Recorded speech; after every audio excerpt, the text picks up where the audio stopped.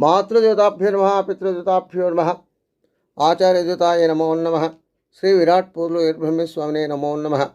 తిరువూరు శేషమందిర ఆశ్రమం నుండి ప్రతిరోజు కూడా ఒక మంచి మాట చెప్పుకుంటున్నాం. ఈ రోజున ముక్తి మార్గం నుండి కొన్ని విషయాలు తెలుసుకుందాం. అదేంటంటే,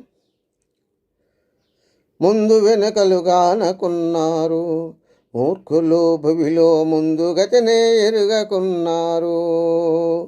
మూర్ఖులు ముందుగతినే ఎరుగకున్నారు. కందువతో పిన్న పెద్దలు కన్నుగానక గర్వములచే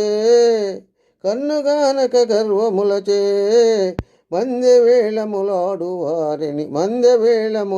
వారిని బిందుగా కోతురక్కడా అని చెప్పబడుతుంది. అంటే అక్కడ అంటే యమలోకంలో. అసలు యమలోకంలో ఎందుకు ఏంటంటే, ఈ రోజున సమాజంలో ప్రతి మనిషి కూడా మూర్ఖత్వంతో ప్రవర్తిస్తున్నాడు. చిన్నవాళ్ళు పెద్దవాళ్ళు అనేటటువంటి విషయాన్ని వదిలిపెట్టారు. అందరినీ కూడా ఎగతాళి చేస్తున్నారు, వేళాకోళం చేస్తున్నారు.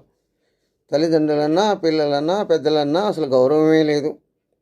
అదేవిధంగా అందరినీ కూడా అలా చేస్తూ ఉన్నందువల్ల వాళ్ళు చదువుకున్నటువంటి చదువు, విద్యా పరిస్థితి, వివాహాలు అన్నీ కూడా వాళ్ళ సొంతమే, మాయే, మంచి ఆలోచన అనుకుంటూ పోతూ ఉన్నారు.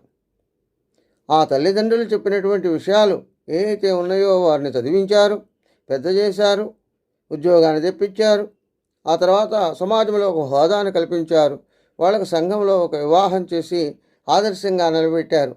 అయినా కూడా వారిని లెక్క చేయకుండా వారి వ్యసనాలకు అలవాటు పడి ఒకరినొకరు నిందించుకుంటూ తల్లిదండ్రులను అగౌరవపరుస్తూ ఆ చివరికి అధోగతి పాలవుతారని ఇక్కడ తెలియజేస్తుంది.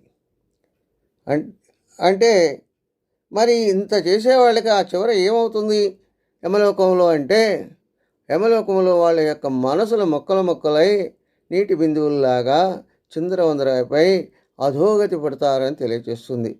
స్వస్తి సర్వే జనా సుఖినో భవంతు.